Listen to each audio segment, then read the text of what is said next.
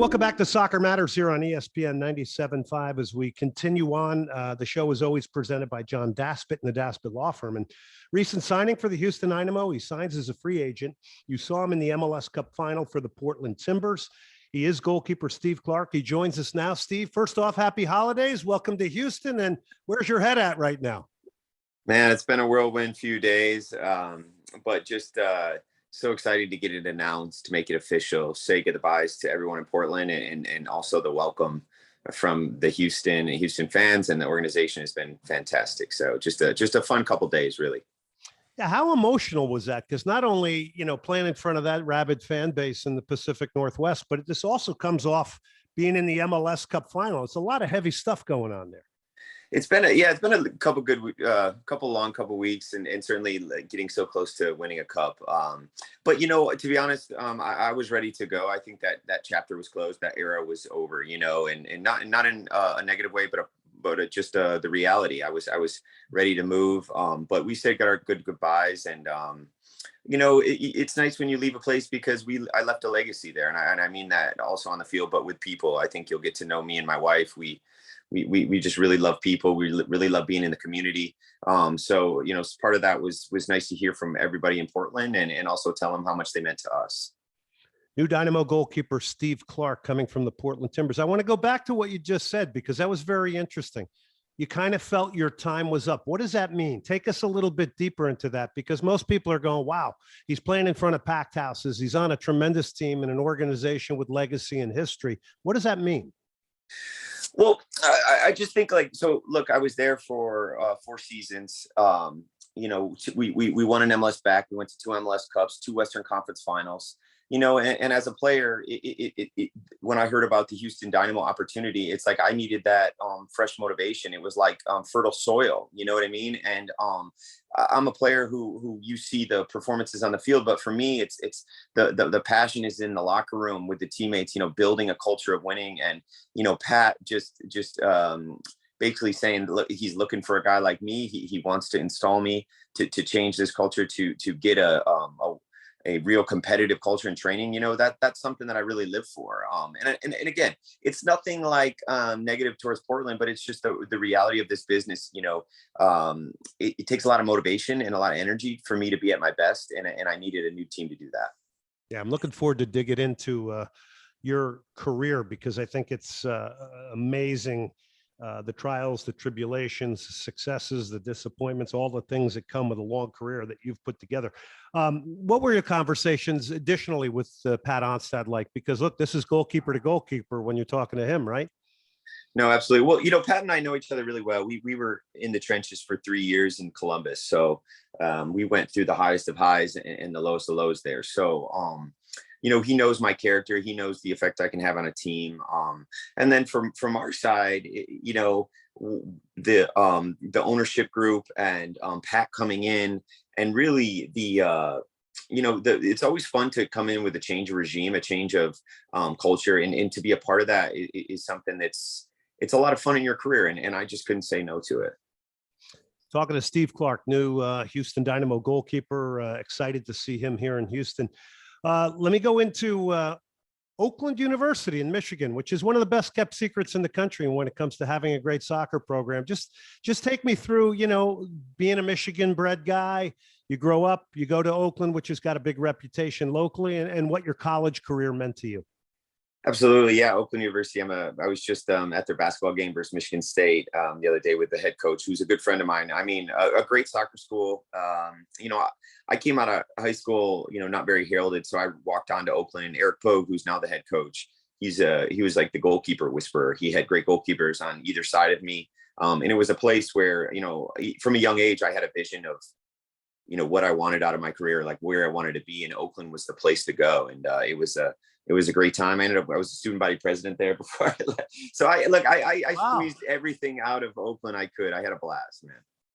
So take me into, simply, being a guy that you said unheralded, you used the word, and this desire. I see athletes these days quote hashtag embrace the grind. Sure. Wrap your arms around it and all that stuff. I mean, that stuff really does apply to you when I look at your career, because you had a lot of ups and downs. You were undrafted. And then you said you had no backup plan. You're going to be a professional soccer player. And this is where it's come to 35 years old now and all the successes you had. Just take me into that attitude. Well, I don't necessarily look at it as ups and downs. I just look at it kind of the journey. And sometimes you're taking a right turn, sometimes you're taking a left. And as a goalkeeper, I grew up in Mason, Michigan, in a smaller town, and it was different, in 2000 and 2001. There wasn't academies. So I was basically training, in my backyard and walking, like I said, walking on to college. But really within me, there was just this deep intrinsic motivation to try to be the best goalkeeper I could be. And that's still here at 35. That was there at 16. And then, when you face challenges in your career, it was just, for me, it was always the thinking of, it's a matter of time before this changes. It had no bearing on my ability or certainly when I was playing for the Charleston Battery and before I went to Norway, it was very clear to me, I need new eyes on me. Like, whoever's viewing me here in this country is not correct. Somebody's going to view me the right way, because I really felt and believed in myself. I like that. I need new eyes on me. Very interesting that you say that, because that's the truth. There was rumor that you lived in a tent off campus at Oakland University. Now, I want to confirm this because I think this is pretty cool. Is that true? Glenn, you did your research, man. You did your research. You must have been the coolest guy on campus, man. Yeah, that is true. I found myself like between housing and, when you're 19 years old, the idea of living in a tent, camping out for a couple months in Michigan in the campus, it just occurred to me and I did it. It was it's a story that I've gotten a lot of mileage out of the years, but it happened. And it was I would just go to, get out of the tent, walk to training, shower in the locker room, go to my class. I got great grades. I'll tell you, I got great grades that year because there was nowhere to, there's no lights in the tent. So I'd study in the library, then go back and hang out. So it was an interesting time. That's an amazing story. I absolutely love it. Let's go on to Norway, and you helped the team gain promotion there. I mean, that's another thing that you have to look in your career, and I'm sure people bypass it, but to help a team gain promotion in that structure in Europe, that's a big deal. It was a big deal. And that was my first year, as the number one. And then the next year, we fought off relegation for 2 years. So, and then I came back. So that experience was cutting my teeth over there. That has a lot to do with why I'm still here and performing at the way I am. I mean, it was a really, really awesome journey over there. That's all I can say. I encourage any young player who wants to go abroad to give Norway a chance. It's a great league. Talking to Steve Clark, new Dynamo signing, goalkeeper, DC United Horsens. I hope I'm pronouncing this right, in the Danish Superliga, the Columbus Crew. Is it Honfoss in Norway? Honfoss, yep. Honfoss in Norway. By the way, you share the same name with the guitarist from Def Leppard, Steve Clark. Do you ever get that? Because apparently you played the guitar in the tent. Yeah, I don't play it as well as Steve Clark, the late Steve Clark, but I get people like tagging me on Instagram on his stuff all the time. Yeah, but he's certainly, the true Steve Clark, the famous Steve Clark. Now, are you a music guy? What's your music of choice? No, I let that. I realized I didn't have much aptitude, so I left that in the college years. You know what I mean? What do you listen to?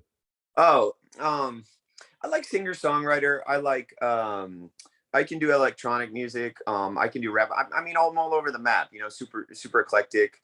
I do like live music, so I love to go to shows. That's kind of a hobby of mine. So obviously with the pandemic, it's been a little more difficult, but I'm looking forward to that in the future.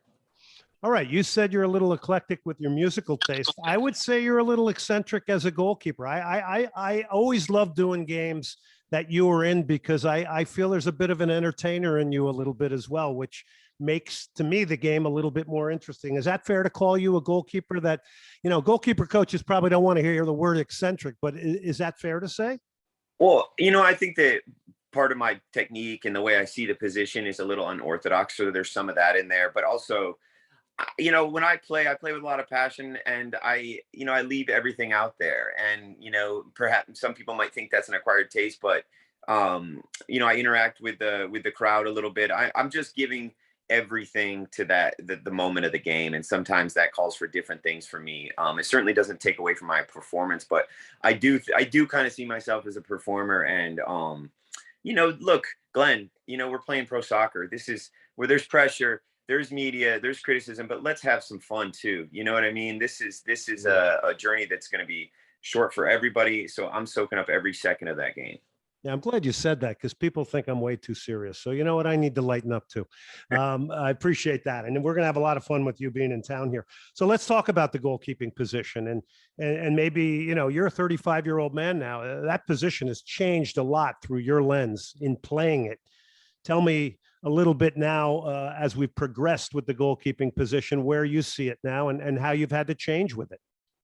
Well, I mean, certainly, if you've seen the trajectory of my career, like I played possession goalkeeper. Now at Portland, we were playing a little hybrid possession, and also very direct. So, I can play any style a coach wants, and I also have had to, just as the goalkeeping positions change, I'd actually like to add to that and say the MLS has gotten so much better that every year I've had to get better to stay as the top goalkeeper in this league. The quality of service, the quality of finishing, the pattern of play. It's been, when I came in 2014 to now, it's just, you can't even compare. And I think that one thing that I'm super proud of is raising my level as I've gotten older to match the level and hopefully supersede the level in the league and to be the player I am.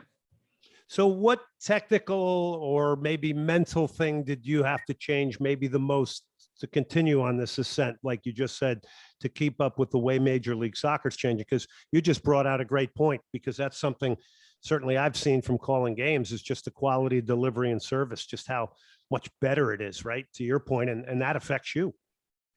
Yeah, I think that the main change I've made probably since 2017 is just being really good at positioning and almost position. If the cross is here, I'm positioning myself for the header that's going to be back post, and where are the strikers before the cross is coming. It gets really complex. It's not just, okay, there's the ball, let's have blinders on the ball. I'm watching strikers in the box. I'm setting myself in the goal relation to the ball and the striker. So, I mean, I could go on and a goalkeeping nerd out podcast for that, but positioning has been the biggest, it's a real passion of mine. I think about it a lot. I watch a lot of film. I'm thinking through plays. Positioning really for me as a goalkeeper is probably the biggest piece. I once went through a book by Ted Williams called The Science of Hitting, and I kind of applied it to soccer. It's very, very interesting about some of the things. So what you're telling us in a way here is much like a midfielder, and we hear these big words now called scanning, which is Sure. the ability of somebody to see situations and take these pictures, and they do it faster than others. You're doing that as a goalkeeper, I would assume. Well, you see when if you're seeing a goalkeeper in form, you're seeing a goalkeeper calm enough to be scanning, basically. And so when a midfielder, he's talking about reading pressure and where's the pass. As with the ball, I can be doing that, but a lot of times I'm doing that when I'm defending. And that's a great word, scanning. So I know that when I'm in good form, I know where strikers are in the box. I know even where I can put the rebound. So that stuff is like, we're talking about the mastery of the position and a very deep level of goalkeeping. And that's what excites me. Steve Clark joining us here. One or two more questions, and we're gonna let Steve go. Have you taken a look at the two center backs in Teenage Hadebe? Obviously, Tim Parker very well from your career in MLS, and I would think you're pretty excited to have those two guys in front of you. Yeah, no doubt. It's always good to have some Clydesdales in front of you in this league, some big boys. And I mean, the relationship with the center backs, again, is something that, I thrived with that in Portland, thrived with that in Columbus, thrived with that in Honafos with championships. So, I mean, that's, to me, again, that's something that to build those relationships and, share knowledge and how we want to play, get the understanding of in this position, in this way, I want you guys to defend like this. And what do you need me to do? And, after some time, it becomes, it's like a marriage, you understand that person and how they defend and you count on them. And I mean, for me, that's super exciting to start those new relationships. Well, Steve, a big welcome to you and your family coming to Houston, your wife as well. I think Houston's going to really like you. This interview is a great indication of a guy that's thinking deep. He's got a little entertainment in him and is also obviously an outstanding goalkeeper. So thank you for taking the time during the holidays to do this. And I'm sure everybody that listens to it is going to love to hear what you have to say. Man, it was a pleasure. Thanks so much. All right, that's Steve Clark. That's some fun stuff right there with the new Dynamo goalkeeper here, all brought to you by Soccer Matters and John Daspit and the Daspit Law Firm.